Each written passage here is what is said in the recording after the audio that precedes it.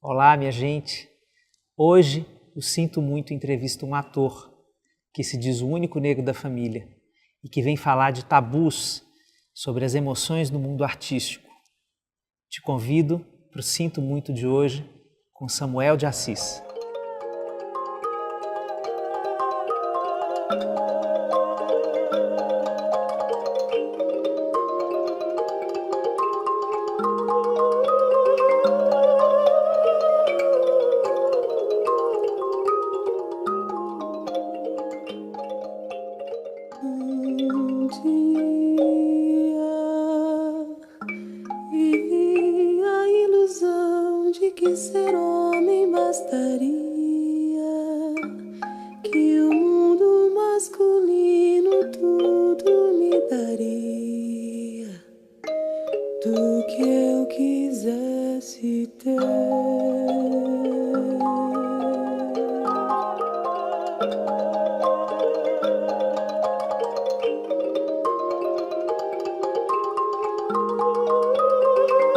Samuel, muito obrigado por ter vindo. Obrigado eu pelo convite. Uma alegria receber você aqui. Eba.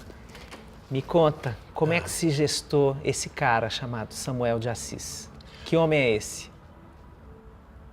Uau! Que abertura, hein? Como se gestou o Samuel? O Samuel é um misto de tanta gente, de uma família criada e unificada de uma forma bem... Como que eu vou dizer? De uma forma bem conceitual, bem careta, digamos, sabe? Que saiu desse seio e transgrediu isso, sabe? E hoje em dia é dono de uma liberdade que foi difícil de conquistar e difícil de manter também, né? Samuel, cara... Que pergunta, hein? A gente está só começando. A gente está só começando. É isso. Acho que Samuel é um cara cheio de energia, sabe? Essa energia não podia existir dentro da sua família? Podia e sempre existiu, na verdade.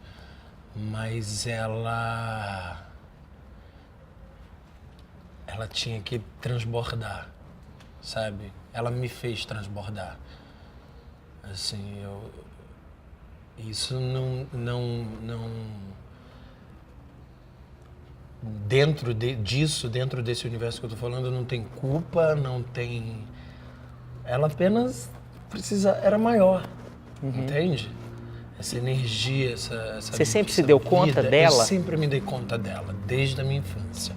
Mas lidava com isso como? Quando você percebia que precisava transbordar, mas ainda talvez não tivesse o espaço poder para isso.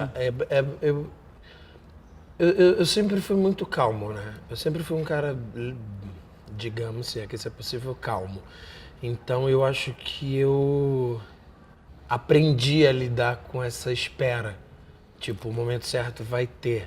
Eu tô falando isso hoje, né? Hoje. Claro que na época eu não tinha essa sabedoria de dizer, não, o dia certo vai chegar. Eu imagino que na época você devia ficar ansioso, puto da vida. Sim, muito. Eu ficava muito sozinho. Ficava. Eu fui uma criança muito feliz, eu tinha muitos amigos, eu tinha minhas duas irmãs mais velhas, meus irmãos mais novos vieram bem depois, mas eu tinha muita felicidade, mas eu tinha muito mais do que hoje em dia, inclusive os meus momentos de solidão, sabe? E o que você sentia nessas horas? Isso era parte do Samuel que a gente está vendo hoje? Samuel, isso tinha uma certa angústia nisso às vezes. Mas era bom ao mesmo tempo, eu não sei porquê. Essa angústia me fazia criar, eu sempre fui um moleque que eu brincava muito sozinho. Eu criava as minhas brincadeiras ali, Brincava de quê sozinho, Samuel? De profissões era o meu predileto. Assim, então, tipo, hoje eu ia ser capitão da polícia, como meu pai era na época. Isso já era um laboratório. Já era um laboratório, então eu brincava de ficar ali imitando meu pai sozinho e eu tinha milhões de pessoas imaginárias, né, obviamente ao meu redor. Então hoje eu vou ser dentista, então eu tinha lá meu paciente, né. Eu já fazia esse negócio de arte aí, desde esse negócio de idade aí. E quais foram as necessidades que você sente que a sua alma tinha desde o início, desse transbordamento que você sentia que precisava acontecer em você, mas o que disso ainda não era visto pela família? Tinha um negócio que eu me perguntava muito quando eu era criança. Na minha época, a escola era muito decorativa, né? A gente decorava muito as coisas. Então eu me perguntava por que a gente nasce, aprende as coisas decorando, aí cresce, começa a namorar, aí casa, tem filho e morre. Tipo, eu sempre me perguntei por que a vida tinha que ser só isso. Acho que eu queria mais do que decorar e casar. Sabe? Eu queria mais. E eu não sabia o que eu queria, se você me perguntar. Mas o que era esse mais? Eu não faço a menor ideia. Hoje você faz? Talvez alguma coisa, ou talvez eu esteja começando a compreender. Você está com que idade, Samuel? 35. 35. E eu não sei, hoje em dia, eu acho que assim, a primeira coisa que me pega, que eu acho que é uma coisa que eu vou tentar dar para os meus filhos a primeira coisa é essa, assim, essa liberdade desse mundo de dizer, olha, você aqui nasce, você aqui está sendo criado para um mundo, que é você quem vai desenhar, mas você não tem nenhum caminho pré-determinado aqui por nós, seu pai e sua mãe, sabe assim? Que era muito o que eu sentia quando... E repito isso 1000 vezes, não existe culpa nessa história. Sim. De ninguém. Todos foram criados assim, era a sabedoria e a inteligência que eles sabiam passar. Sim. E isso é uma coisa que eu quero passar para os meus, sabe assim? Tipo, o mundo é muito maior, vai pro mundo. Vai se lascar aí, vai quebra a cara e... Você está falando de duas coisas. Uma coisa é você poder dar asa para um filho, né? Mas também está falando de você desejar menos para um filho, assim, especificamente uma coisa, projetar menos a história dele, deixar o lápis da autoria da própria história na mão dele. Na mão dele, deixar isso mais claro para ele.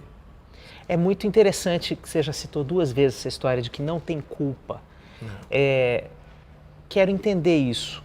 Como é que uma pessoa que se vê uma alma que precisa ser transbordante no mundo e que, obviamente, imagino que deva ter sido reprimida em algum momento desse transbordamento, como é que você fez essa passagem para chegar hoje sem culpa, ou sem atribuir culpa?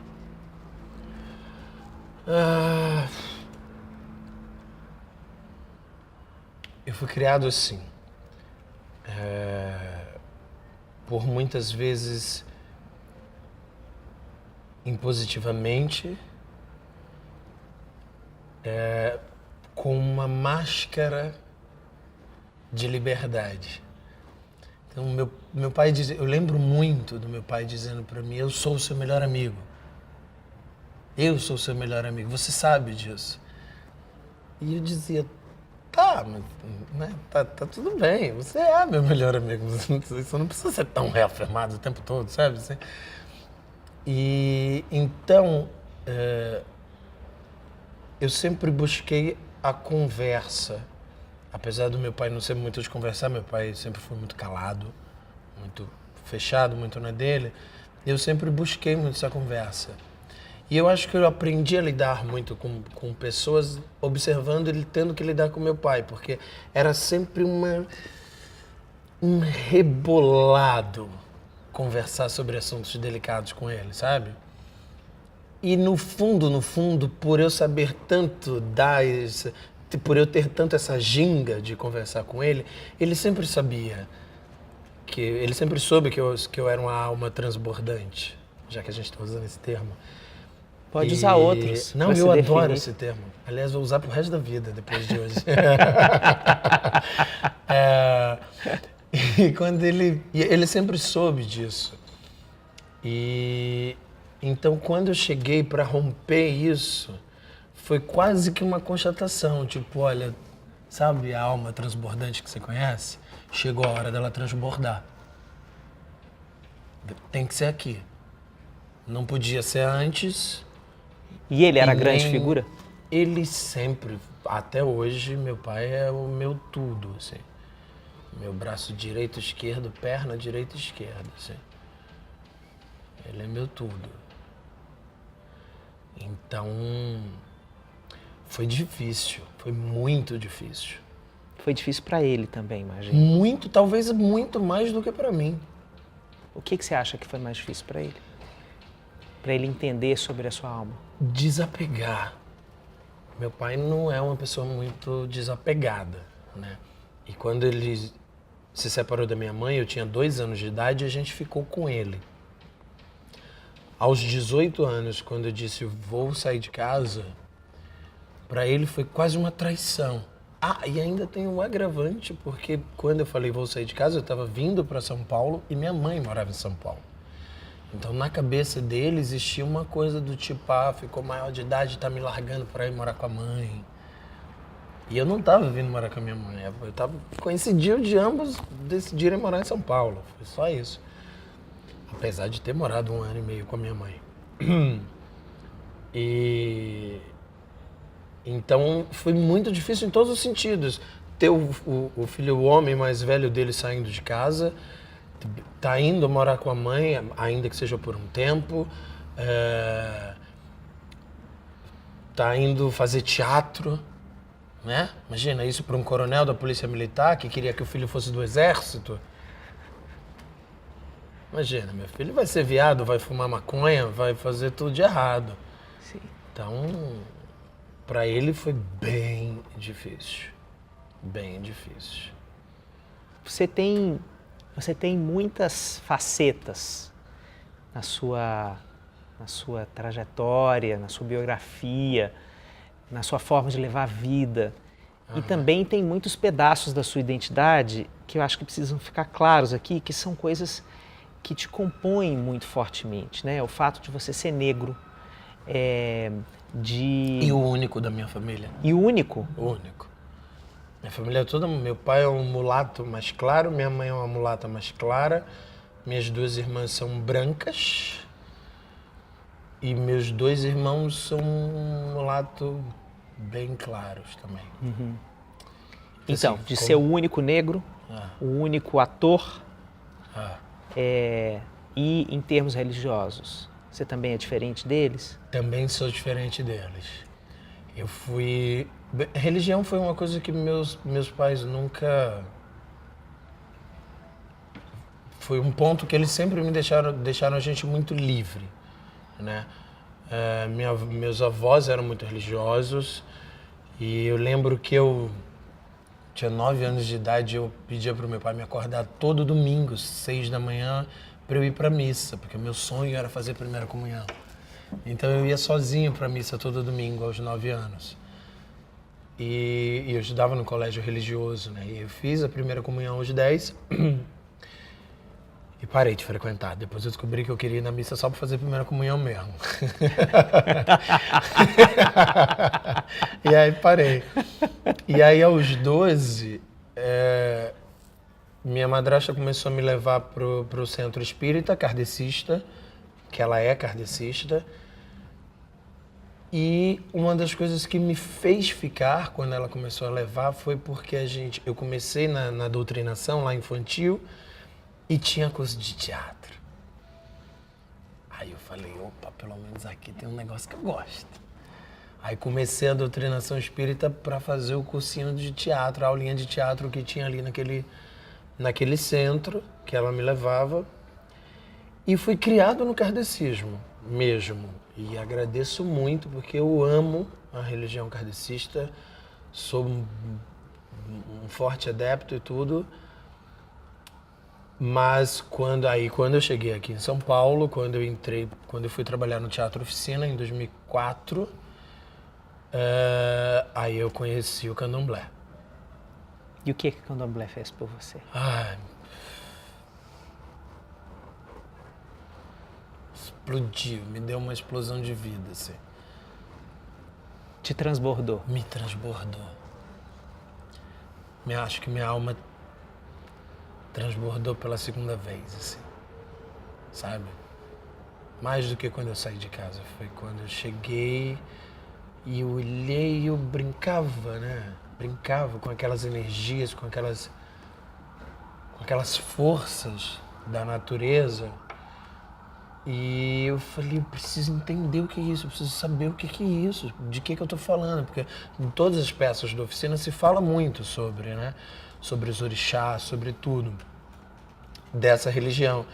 E aí eu falei, eu preciso conhecer isso. E aí eu fui conhecer.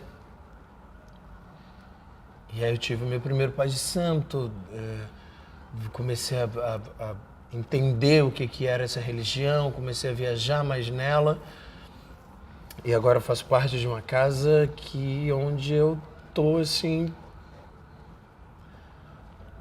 numa felicidade plena, assim, minha vida é antes e depois que eu descobri essa religião, sabe? É muito legal, me acendeu. Mas você sente que as suas emoções, por exemplo, ficaram diferentes para você mesmo depois do Candomblé? Depois do encontro com esse pai de santo, por exemplo? Muito. Porque eu tô partindo de um pressuposto que trabalhar a espiritualidade também é trabalhar as emoções. Também muito. Isso para mim é muito óbvio, assim. Me ajudou em tudo. Eu lido com emoções 24 horas por dia. Exatamente. Não é? Meu trabalho é esse. E a gente fica com uma emoção muito mais aflorada. Tudo é muito mais à flor da pele. Sabe? Tudo é muito...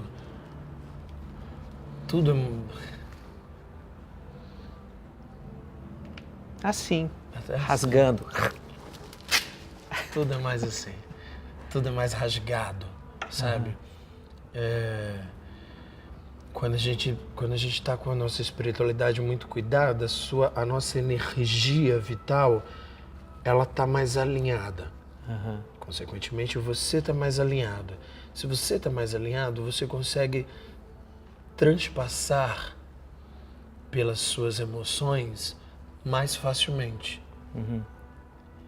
Isso diretamente melhora o seu ator. Sim.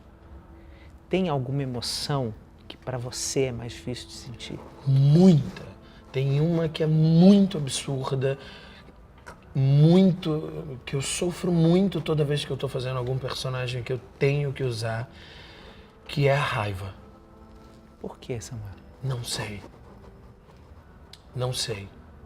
assim, eu normalmente quando eu tenho que fazer personagens, eu nunca passei para fazer um vilão, por exemplo.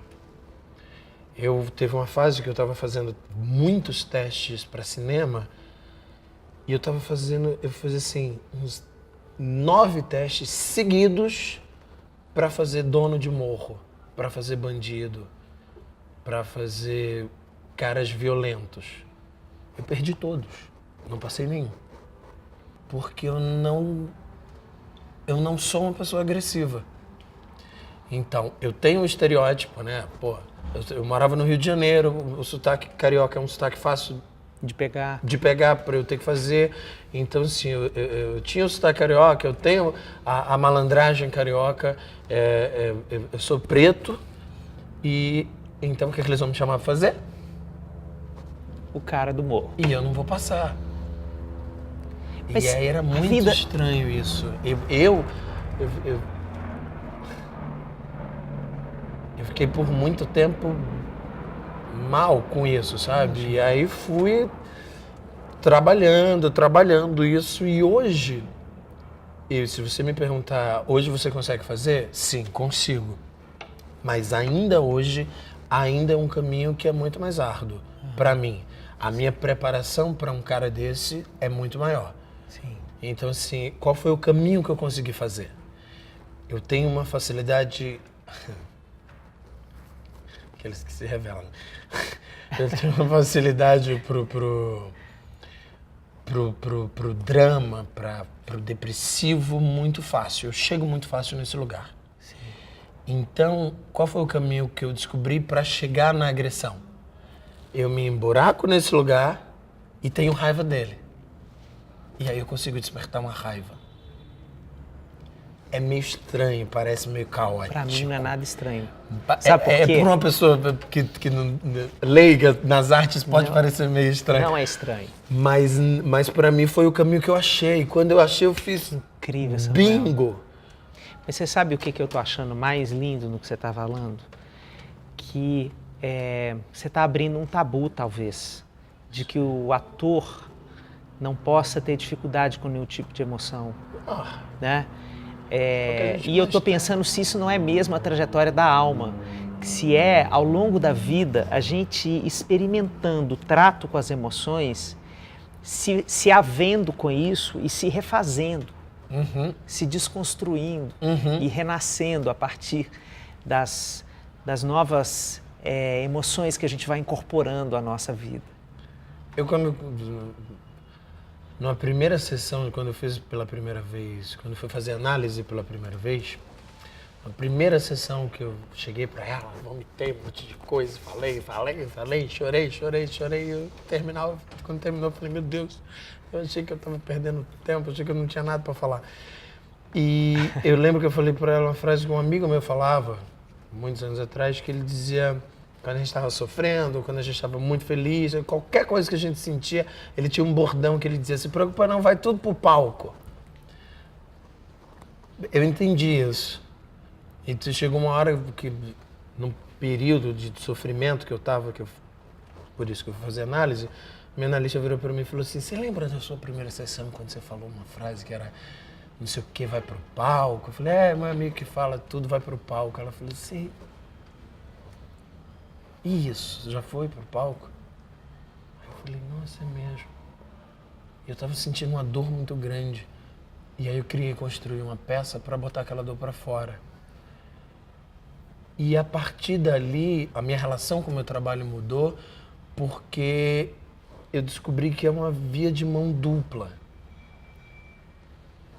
As emoções que eu trabalho no teatro, na televisão, na minha arte em geral, em qualquer que seja, nos meus personagens, ela me ajuda na vida, a lidar com ela na vida, e essa que eu tenho que sentir, ou que eu estou sentindo e não sei como lidar na vida, eu boto no palco para ver de uma outra maneira. Eu terminei um relacionamento, sofri, botei no teatro, e quando eu vi no teatro, eu estava fazendo o papel do outro lado. E eu entendi o outro lado. O que o teatro te ajudou a entender sobre ser homem? Tudo. Essa dificuldade em lidar com as emoções, que foi uma coisa, no meu caso, muito vivida na minha história. Meu pai é uma pessoa que não sabia lidar com as emoções. Minha mãe vem de uma família muito conservadora e muito travada em relação a todos os sentimentos. Eu vim dizer eu te amo pro meu pai pela primeira vez quando eu já não morava mais com ele. E por telefone. E ele ficou, tá, beijo. E ele não sabia como lidar com aquilo. Então, aprender a lidar com os meus sentimentos foi o que me ensinou a ser homem. Tem jeito melhor da gente terminar com essa frase. Essa você pode levar para analista. E pode levar para o palco, por favor. Sempre. Obrigado pela entrevista. Obrigado. Muito obrigado. Adorei.